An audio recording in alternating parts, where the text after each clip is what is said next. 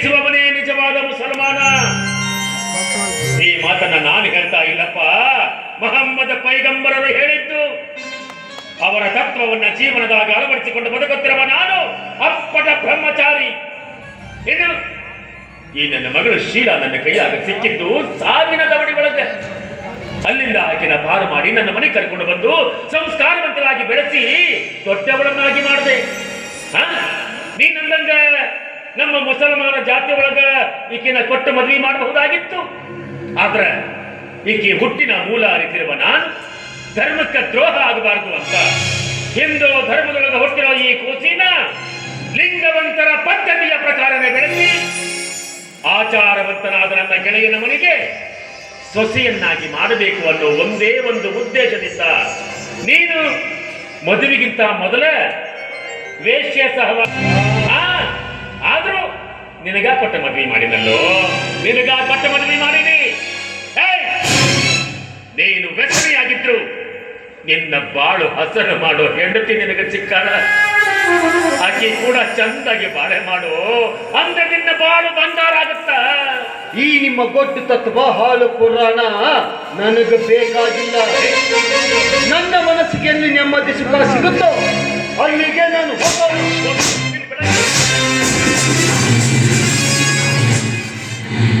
ನೋಡ್ದೇನೋ ಇಮಾಮಿ, ನೋಡ್ದೇನೋ ಇವನ ಉದ್ದಡ್ತನಾನ.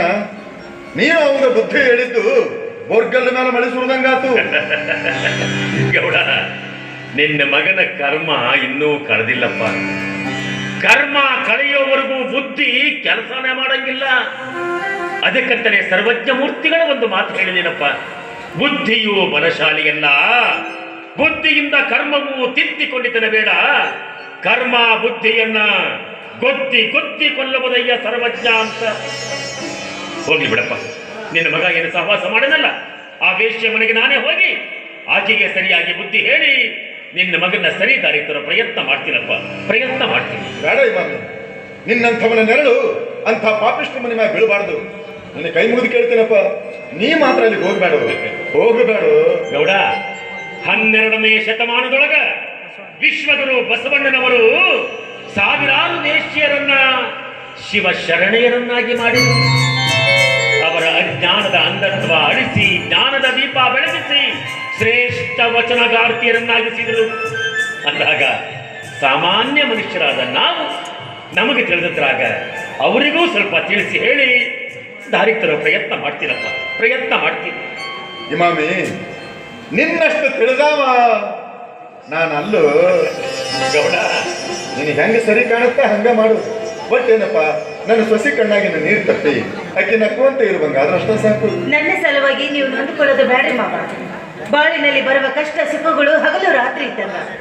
ಕತ್ತಲ ಕಳೆದ ಮೇಲೆ ಬೆಳಕು ಬರಕಬೇಕು ಅಂತ ನನ್ನ ತಲೆ ಒಳಗ ಸಂಸ್ಕಾರದ ಬೀಜ ಬಿತ್ತಿ ತಾಳ್ಮೆಯನ್ನು ನೀರು ಹಾಕಿ ಶೀಲಾನು ಗಿಡ ಬೆಳೆಸಿ ದೊಡ್ಡವಳನ್ನಾಗಿ ಮಾಡ್ಯಾರ ನನ್ನ ತಂದೆ.